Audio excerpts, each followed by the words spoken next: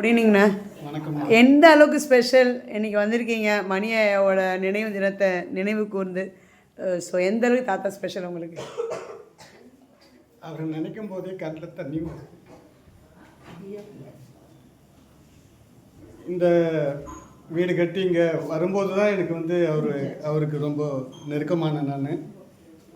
அதுக்கு முன்னாடிலாம் சும்மா எங்கன்னா ஃபங்க்ஷன் அப்படின்னா பார்ப்பேன், போவேன். ரொம்ப அன்பானவர், அரவணைப்பானவர். யாராவது அவர் கூட பேசிகிட்டே இருக்கணும்னு நினைக்கிறவர்.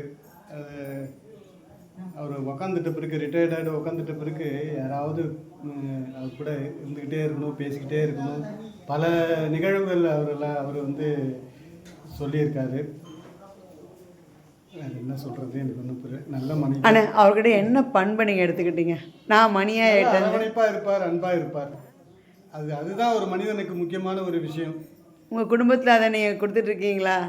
புரியலம்மா. உங்கள் குடும்பத்துலேயும் இதை மாதிரி இருக்கணும், நான் இவரை மாதிரி வாழணும்? நிச்சயமாம்மா. என்னோடய குடும்பத்தில் மட்டும் இல்லைம்மா, சரி உலகத்தில் ஒன்றுமே இல்லைம்மா.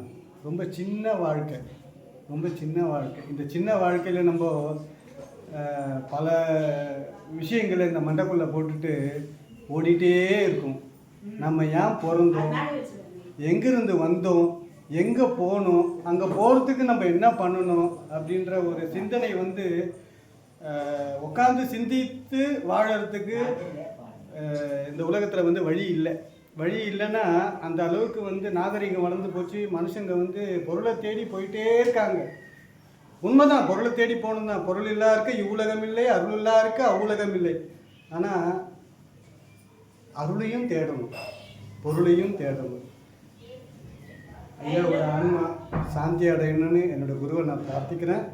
உலக மக்கள் அனைவரும் அன்பாகவும் பண்பாகவும் அரவணைப்பாகவும் இருக்கணும். அது குடும்பத்துலேயும் சரி, வேறு எங்கேயுமே சரி. எல்லாருக்கிட்டையும் அருள் ஞானம், எல்லாருக்கிட்டையும் அந்த அருள் ஞானம் அப்படின்றது வரணும். சும்மா கோயிலுக்கு போயிட்டு தேங்காய் உடைச்சோமா, அர்ச்சனை பண்ணோமா, அந்த பொழுது அப்படி வந்துடக்கூடாது. எல்லாரும் நல்லா இருக்கணும். அதனால தான் அந்த காலத்தில் ஞானிகள் வந்து கோயில்னு ஒன்று உருவாக்குனது. இந்த கோயிலை உருவாக்குனது வந்து அந்த காலத்தில் ஞானிகள் தான். ஏன் உருவாக்குனாங்கன்னா, எல்லாரும் ஒன்று கூடணும், ஒரு இடத்துல ஒன்று கூடணும், எல்லாரும் நல்லா இருக்கணும்னு பிரார்த்திக்கணும். ஊர் கூடி தேர் இழுத்தாதாம அந்த தேர் நகரும்.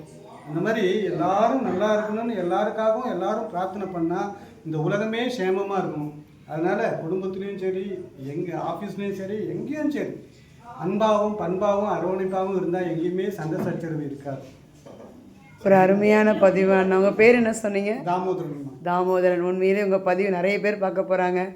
அந்த அன்பும் அரவணைப்பு வேணுங்கிற ஒரு தாட்டை கொடுத்துருக்குறீங்க அண்ணா. தேங்க்யூ ஸோ மச் அண்ணா.